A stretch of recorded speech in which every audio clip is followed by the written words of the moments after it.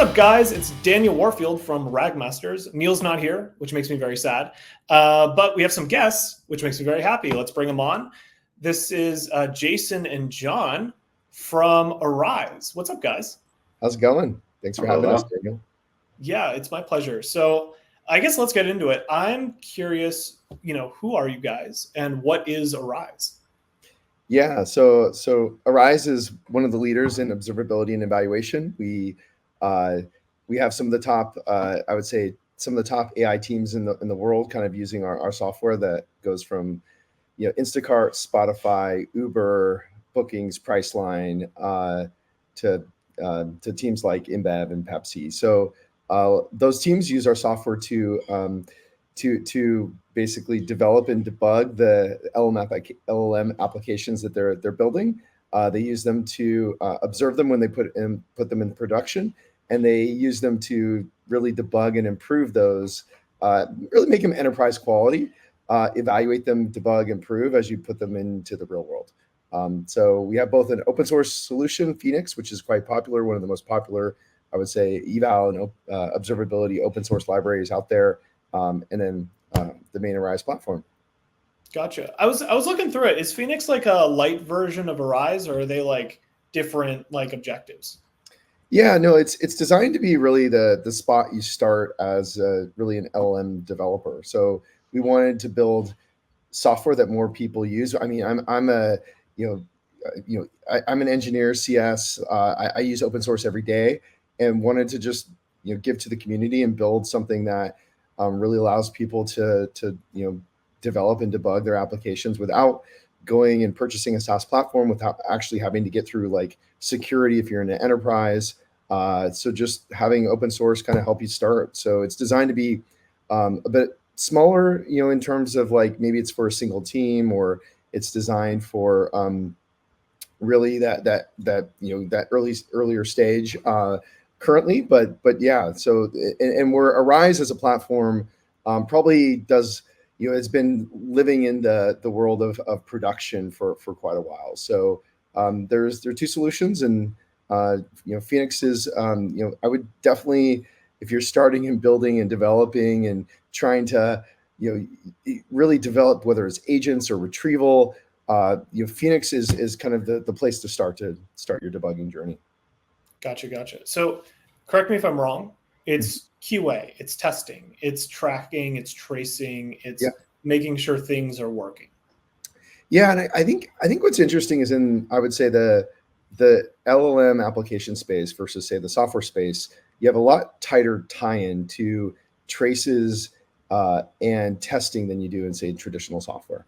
And the reason being is because if you're using frameworks like a LangChain or a Llama Index, if you're just building your application, a lot of the data that you want to build for your fixtures or your tests actually come from the data the application is throwing off under the hood. So you're using your spans that are created in say LangChain to save off for a data set that's in your test fixture.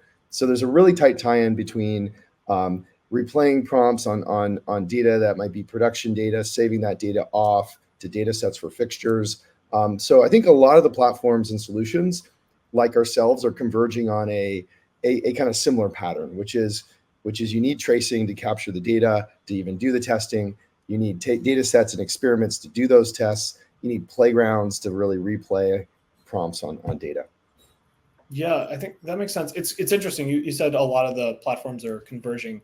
Like testing is like a thing, and it's like an emerging thing, kind of. I feel like a couple of years ago, people are just LangChain, and then it's AI, and then it's like you just kind of throw some stuff together, and then I feel like we were talking recently. There's been some kind of kerfuffle around investing in the AI space, and a lot of highbrow investors being worried about productionalization. It's like we have these fancy models, but like we're not making anything out of them. And I think really correct me if I'm wrong. I imagine you might feel this as well, being a testing company, but testing I feel like is kind of the white horse in that conflict, right? The one that hopefully will come in and then take AI from a cool tech demo into stable and consistent production applications. Absolutely. I kind of think I think last year, 2023 was probably the year of the Twitter demo for AI. Lots of cool examples online of, hey, this, look what I did in 5 hours. But the reality is that none of that stuff was actually deployable. Not I wouldn't say none, but quite a lot was just Twitter hype versus like really being something that you can, feel comfortable as a company putting in your product and delivering. So I think now it's building the real tools that help you build AI into your product as a first class citizen. And I think the challenge with this kind of new type of development is just the state space of your outputs, the ability to have incredible number of possible things you can generate in addition to like the questions and and state space of inputs that you actually have to deal with means that like a simple handcrafted test fixture for testing only gets you so far. You see so many examples of things that you didn't think about as you just even go to beta testing your product, let alone production. So a lot of what we're trying to do is build tools to make the stuff enterprise ready, product ready, but all that ties into being able to trace, understand, collect tests, create tests, run tests, and really the core thing is make a prompt change and not have it like break everything. So I think that's the a lot of what we've been working on for the last kind of year and a half here, as kind of the new LM spaces unfolded. And I am seeing a lot of actual products now make it to production where 6 months ago that was not the case. So I still think that the hype cycle and what you hear out there on Twitter is still much noisier than what's actually making it to production. But there's really a solid set of products that we see out there making it to production, but they're doing it in a way that has testing, debugging, high quality first, versus just something I hacked together in a weekend. Gotcha. And if I could add really quick there, just on the input space as well too, it's not just that you need to cover a very broad input space, it's that's also going to change over time, even after you deploy your application. So you not only need all of these kinds of ability to test and iterate and experiment as you're building, but you need that to be consistent and adapt as your application goes to development as well. So you also need something that can kind of continually grow the test cases that you use and the input space that you use. So you really need a system around that so that you can continue to test once you're in development, even if you're leaving your application alone, because that input space is going to change over time. Gotcha. Yeah, it's hard. I feel like testing's hard. Like, so, okay, like the classic test, if you're building like a natural language type of vibe, maybe a RAG sort of approach, is, well, if you're doing RAG, it might be RAG-S. So you just like have some automated thing. And then I feel like a lot of people start to realize, well, straight up automated testing, the theory of it is you need perfect answers to be automatically generated, which means you'd have a perfect system anyway. So it's kind of like a circular cycle. So when they go, oh, we got to do it manually, right? Yeah. So then you have a bunch of question answer pairs, maybe with some metadata. You run your system through these question answer pairs. You get generated answers like compared to the human answers. And then that is actually like pretty good, I feel like. But I imagine that's not where the puck kind of stops with you guys. I feel like it probably keeps going after that point. So like after you build the QA pairs and after you've built like a small test set so that you can get an idea of like my RAG solution, for instance, works. Yeah. Like what is the next thing that people should be considering? I think normally, even as part of that stage you're talking about there, I would say a lot of people, evals and evaluations are kind of key to actually understanding your retrieval system. So you need to have metrics that helps you understand, is my problem in just retrieval itself? Is my problem in settings or parameterization of that retrieval, like my K value or settings for how you're doing your overlaps of your chunks, and so there's quite a lot that you can change with or mess with, but just getting metrics on the system in the first place is key to really tuning anything. Last year, I would say we were early to LM as a judge. So Phoenix, which is our open source solution, launched that in August of last year. One of the first, I think, solutions to have LM as a judge as kind of a core component of it. Nowadays, it's just, I think everyone's using that pretty extensively. And so having some metrics, we use we look at like hallucination rates and so are facts being made up. We're looking at like retrieval. Was the retrieval actually correct? And then building NDCG or some MRR, or some maybe those traditional retrieval metrics using using the evals that you're running. And then you use those metrics to essentially tune your system and know when you make a change, whether you're actually improving it or not. And then there's what happens even after that when you go to production. Are you getting questions that no one even asked or aren't even in your data? Is there a breadth of things that you didn't cover? So I think there's the first stage, which is like tuning, building metrics, and then there's the whole side post that as you put into the real world. I noticed, I was watching some of the demos for Arize, and I noticed like a cloud, right? Like a bunch of points in space.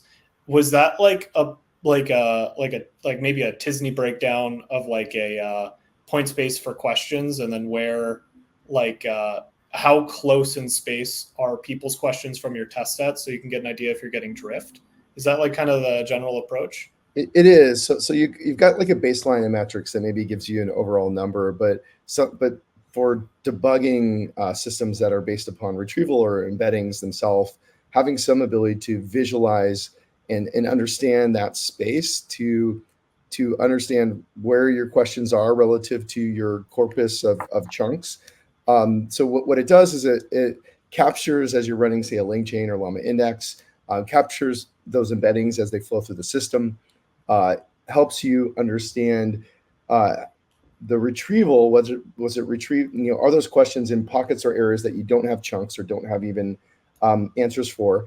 You can colorize or understand the space by like performance. So you can use your evals to understand is there pockets or problems, and then zoom into those and understand them, and then helps you visualize. So you have some way of understanding like why it even retrieved what it did, what was around it, what so the visualization gives you some inkling of like what's going on, and helps you. And then there's a bunch of workflows tied to it that help you debug in different ways. Gotcha. So you guys are planning on printing money in a couple of years from now, once this stuff really starts to take off. That sounds slick. Like it's like, I think the whole AI space has been focused on data science, which I like data science. I'm a data scientist, but I think there's been a division between data science and engineering. Like the data scientist built a model, and then you give it to some application developer who calls like an API call. But like, I feel like we're starting to realize the rigor of data science and the analysis, like the continual analysis and validation, it needs to live in the application realm. Things like RAG, like it's funny, like you have like a language model. The language model has like a bunch of people with PhDs and all this stuff. And then you just use a vector store and throw some stuff together. You know what I mean? It's like, it's kind of absurd, really, if you think about it. And like this idea of like a hyperparameter optimization across the entire infrastructure, not just the model in the end and like a couple fiddly little hyperparameters. I think it makes a lot of sense. I think there's there is definitely a bunch of I think overlap and a lot that was learned in I would say that what you might call the traditional ML space right now around like statistically understanding, it's things that are uncertain, things that have like a large state space or things that like have lots of possible outcomes. You're trying to understand their performance and you're trying to understand them like statistically. You might not be able to get to a perfect right or wrong. And I think like a lot of these, but you still want to measure it. You still want to understand how it's doing. You still want metrics around it. Retrieval is still retrieval. There's a ton of metrics that have been built over the years for it. So there's a lot that makes sense for it. But I think even as you look at like the newer, the stuff that a lot of our customers are working on right now, like agents and function calling, you still want to know, like statistically, how am I doing? Am I calling the right function at the right time? What percentage of that is correct? Statistically, am I getting to the right answer? Like there's a lot about like understanding these systems, that understanding the creating metrics around understanding those metrics still matter in a big way. You can't ignore performance. I think that's been a big learning over the last year. how the heck do you validate an agent? Like breaking it down from like a pure conceptual level. Yeah. You have a language model. Let's Yeah. do like React, like reasoning, Well, observing, and acting. So I would say this.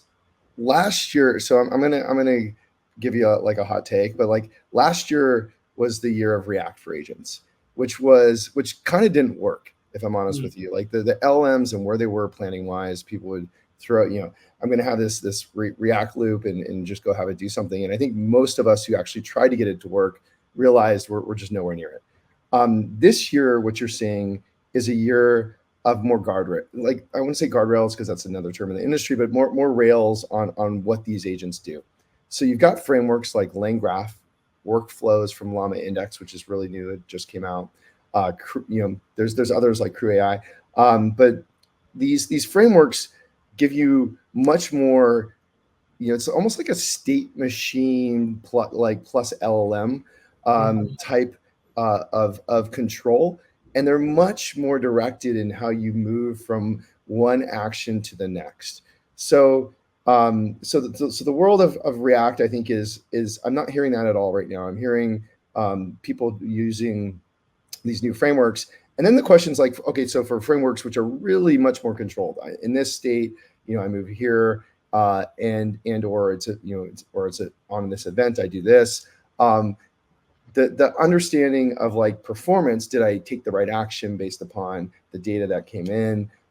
Did I critique this correctly? Like it's a much more controlled in terms of like how we're thinking about evals. We put out some function calling evals. We put out a bunch of evals that help you understand if you're branching to the right decisions, and if those decisions are being done correctly. So I think you're going to see much more controlled set of agents that are much more targeted in what they do.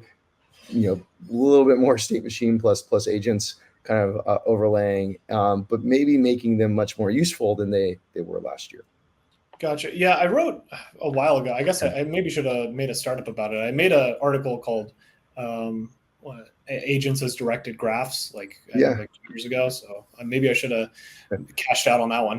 But so I guess what I hear you saying is like, so you have a company, and you're trying to build an agent that does something in the company. Presumably, you don't want them to be able to do anything. Presumably, you can construct basically a space of states and traversals between states functioning as a directed graph. So it can choose to move as it needs, but within kind of a fixed sort of construct. And I guess that makes it easier to validate. It makes it easier to test. It's more falsifiable, so that you can say this decision was wrong. They shouldn't have gone to lending. They should have gone to sales because this person was asking about sales and not lending. It's like a little more atomic.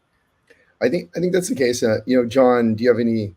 You've been playing with a lot of the latest frameworks. Any insights that you want to add on top? Yeah, well, I think the workflows and LangGraph as like frameworks to use within a lot of these tools makes it a little bit easier to evaluate these systems as well too, because you're going to have components, you're going to have steps that exist within the framework. So those actually make it a lot easier to kind of deconstruct what your agent can do and evaluate each of those individual steps as a unique kind of action. And so it's easier to kind of create these evaluations within the concept of these frameworks, whether you have a directed graph, you have a cyclic graph you can use within there as well too. So I think as more people start using those frameworks, especially in the immediate future here, then it lends itself well to be evaluated and be kind of constructed in a way that makes a little more logical sense to break down into individual steps. And you don't have to think of, this amazing, massive sort of space that I have to evaluate of different outputs and inputs that I could have. Yeah. And I think some of the big, my big question in my head is how much do the frameworks take off versus how much do people try to build this stuff themselves, and how, and I think and then how much is code versus like, some of the visual IDEs I'm seeing. So, I think some of those are the big questions we're all thinking about. The deeper devs tend to like, be close to code and have framework really light, a thin layer. And did we get the abstractions right. I don't think we got the abstractions right in our kind of the first, the first incarnations, as I'm looking at like some of the stuff we were using last year. So, or at least not all of them in the first go. So like, are the, is this abstraction and what is created here actually going to help, or are you going to be debugging the frameworks more? And so a lot of us are trying to get time in the frameworks and build ourselves and build little agents ourselves to do things, so we get a taste of what do we think the right abstractions are, and where do we think it's going? Gotcha. Yeah, my favorite's Python. I like that's my favorite framework, right? But yeah, I think because it's it's a weird computer science sort of skill, because it's not algorithms and data structures and like hardcore, like you're learning like pointers and doing like, it's not that type of deep work. It's really like conceptual deep work. Mm-hmm. Like, do you know enough papers and enough concepts where you know what to script in a high level language like Python? It's like we really have to like figure out what concepts are just so ubiquitous that we can package them in a little tool and they just exist. Yeah. And like, what do people really need to play with and, be able to customize? And I agree. That's still like, we're dealing with this as a company, right? Like, how much do we abstract our stuff? Do we expose everything? Maybe someone will want this weird portion of the response, and then we don't want to hide it. It's like, it's the Wild West out here. It still is. Yeah, I absolutely agree. We'll kind of see. I still think that my note where there was not a ton of companies with LLM apps in production 6 months ago, where I think there's a fair amount right now. I will say that right now there's not a lot of companies with agents in production, almost none. So, and maybe you can argue assistants like we have our own Copilot assistant inside Arize, and we didn't build that with LangGraph, and I don't think we would have, given what we were doing, given what we're doing. But do agents take off, and do we see this production explosion of these, or do we end up in the same issue we had last year, where just the React framework an approach just wasn't there to make it work well and debug the problems that you have. So that's kind of the jury's out there. I do think we'll see a proliferation of assistants. We have an assistant in our product. We're seeing them everywhere, which you can argue is one type of agent. But do we get a wealth of productions of other options of these, and do these, does the framework work that people are doing now underpin that? I think there's a huge potential, but really early stage right now in that area. Gotcha. So I'm curious, like, this has been really, I love the high concept type of stuff, but like practically, I think a lot of people are still in this like, man, that response was bad. Yeah. And that's their QA, right? So like, what do people generally, I guess, maybe in like a more traditional, within the last couple of years, chatbot language model, context, maybe a RAG system, you're hooking up to documents, whatever. What do people most often get wrong? And like, what's the easiest way to not be so bad at QA? Yeah.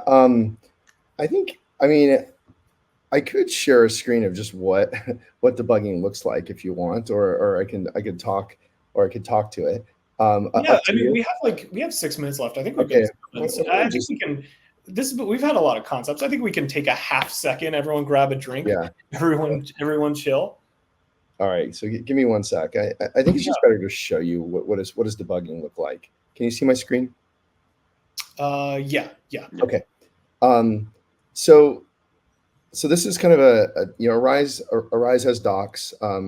Phoenix Phoenix looks very the same as this, Arize and Phoenix. So go to either one. You'll get this view of basically of a chat in your docs. In this case, I'm asking a question. What are drift metrics stored in Arize, and some output relative to that, and you get whether you're in development or whether you're in production, getting visibility to understand, okay, this was like one line of retrieval. What was going on underneath it? What was the LLM's, prompt? What were the prompts what were the prompt templates or prompt variables that ran with this? What was the query itself? And then having evaluations that are run on that specific particular question to understand what the problem is. I'll pick one that's actually incorrect here, so you can kind of see what that looks like.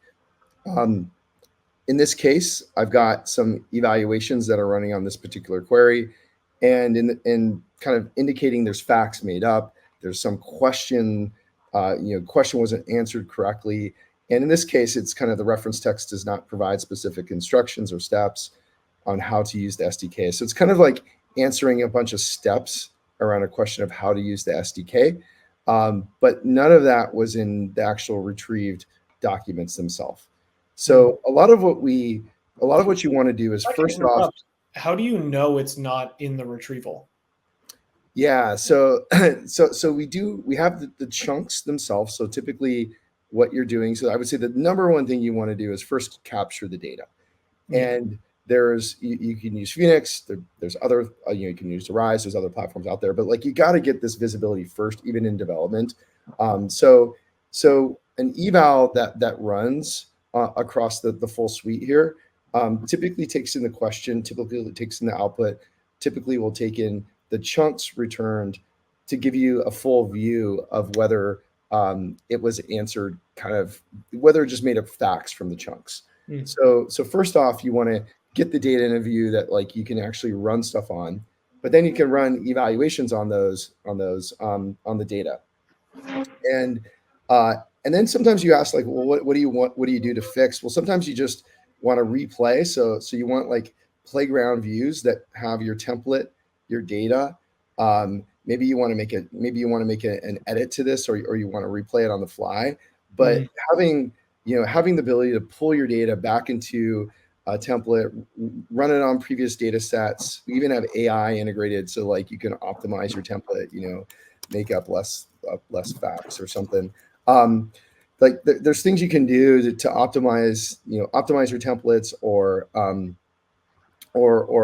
make changes or make fixes, and then rerun it on both the data you're looking at and maybe your other data set. In this case, it kind of if answer I don't know if it's not in the context. So a lot of what you want to do is run evals, find problems. But when I'm making a prompt change here, I might want to run this. I can rerun it on my examples span, but I also might want to rerun it on a loaded data set that my other LM spans that I was working on prior. So it's about making a prompt change. It's about knowing how to replay it. It's about rerunning this change on a bunch of data before I go push this into into either wherever I'm storing prompts, whether Git or a prompt hub or something.